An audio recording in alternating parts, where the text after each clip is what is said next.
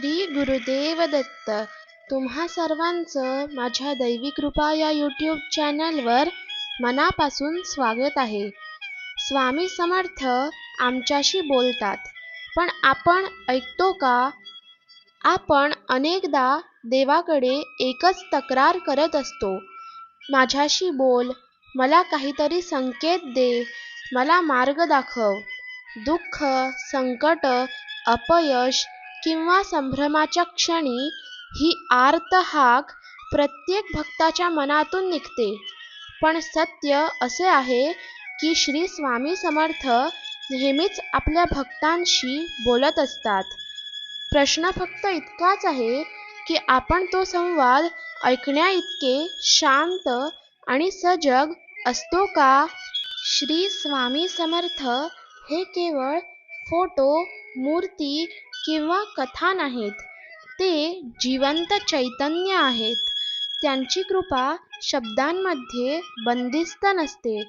श्री स्वामी समर्थ आपल्या भक्तांशी बोलतात. ते प्रसंगातून, अनुभवातून, लोकांच्या रूपांतून आणि आतल्या आवाजातून. आपण मात्र त्यांच्याकडून स्पष्ट शब्दात उत्तर अपेक्षित ठेवतो. म्हणूनच त्यांच्या सूक्ष्म संवादाकडे आपले लक्षच जात नाही. आता आपण जाणून घेऊया की स्वामी आपल्या भक्तांशी कसे बोलतात. श्री स्वामी समर्थ अनेक वेळा अनपेक्षित मार्गाने आपल्या भक्तांशी बोलत असतात. एखाद्या क्षणी मन खूप अस्वस्थ असते, भविष्य अंधारात दिसत असते आणि तेवढ्यात एखादी साधी घटना घडते. कोणी परका व्यक्ती दोन शब्द सांगतो, एखादं पुस्तक हातात पडतं, एखादं वाक्य कानावर पडतं आणि मनाला शांतता मिळते. हा निव्वळ योगायोग नसतो, तो स्वामींचा संदेश असतो. कधी आपण चुकीच्या दिशेने चालत असतो आणि आतून एक अस्पष्ट पण ठाम भावना येते, थांब, हे योग्य नाही.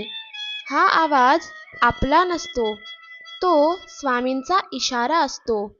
पण घाई, अहंकार किंवा हट्टामुळे आपण तो दुर्लक्षित करतो आणि नंतर पश्चात्ताप करतो. आजच्या धावपळीच्या आयुष्यात माणूस बाहेरचा आवाज खूप ऐकतो. लोकांचे मत, सोशल मीडिया, भीती, चिंता, अपेक्षा, पण आतल्या शांत आवाजासाठी वेळच देत नाही. स्वामी कधीच ओरडून बोलत नाहीत. ते हळूवार, शांत आणि सूक्ष्मपणे मार्गदर्शन करतात. म्हणूनच अस्थिर मनाला त्यांचा संवाद ऐकू येत नाही. आपण देवापुढे बसतो, हात जोडतो, पण प्रार्थनेत फक्त बोलत असतो, ऐकण्यासाठी थांबतच नाही. खरी प्रार्थना म्हणजे मागणं नव्हे, तर मन शांत करून उत्तर स्वीकारण्याची तयारी ठेवणं.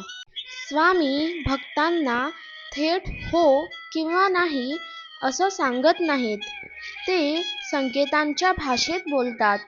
कधी एखादी गोष्ट वारंवार अडते, अडथळे येतात, तेव्हा समजावं की स्वामी सांगत आहेत, हा मार्ग तुझ्यासाठी नाही. आणि कधी अडचणी असूनही मार्ग उघडत जातो, मदत आपोआप मिळत जाते, तेव्हा जाणवते की स्वामी आपल्या पाठीशी आहेत. नोकरी, लग्न, व्यवसाय किंवा आयुष्यातील मोठ्या निर्णयांमध्ये हे संकेत खूप स्पष्ट असतात. पण आपण त्याकडे दुर्लक्ष करतो आणि नंतर म्हणतो की स्वामी बोललेच नाहीत किंवा स्वामींनी माझे मार्गदर्शनच केले नाही. स्वामी अनेकदा भक्तांशी दुःखाच्या माध्यमातून बोलतात. संकट म्हणजे शिक्षा नसते, तर दिशा असते. दुःख आपल्याला थांबायला, विचार करायला आणि स्वतःकडे पाहायला शिकवतं. त्या क्षणी स्वामी आपल्याला अंतर्मुख करतात. पण आपण ते समजून घेण्याऐवजी त्यांच्याकडे तक्रार करतो. आता आपण जाणून घेऊया की स्वामींचा आवाज ऐकण्यासाठी नेमकं काय करावं? स्वामींना ऐकण्यासाठी मोठे विधी, उपवास किंवा बाह्य आडंबर गरजेचे नाहीत. गरज आहे ती निर्मळ मनाची आणि श्रद्धेची. दररोज काही क्षण शांत बसा, मनापासून स्वामींचे नाव घ्या, घडणाऱ्या घटनांकडे जागरूकतेने पहा आणि आतल्या आवाजावर विश्वास ठेवा. हळूहळू तुम्हाला जाणवेल की स्वामी तुमच्याशी सतत बोलत आहेत. आता आपण जाणून घेऊया की खरा भक्त कोण असतो. जो फक्त मागतो तो भक्त नाही. जो ऐकतो, स्वीकारतो आणि विश्वास ठेवतो तोच खरा भक्त आहे. स्वामी कधीच भक्ताला एकटं सोडत नाहीत. ते नेहमी भक्तांशी संवाद साधत असतात. प्रश्न फक्त एकच आहे की स्वामी बोलतात, पण आपण ऐकतो का? तुम्हाला हा व्हिडिओ आवडला असेल तर लाईक, शेअर आणि सबस्क्राईब नक्की करा. धन्यवाद. श्री गुरुदेव दत्त. जय सच्चिदानंद.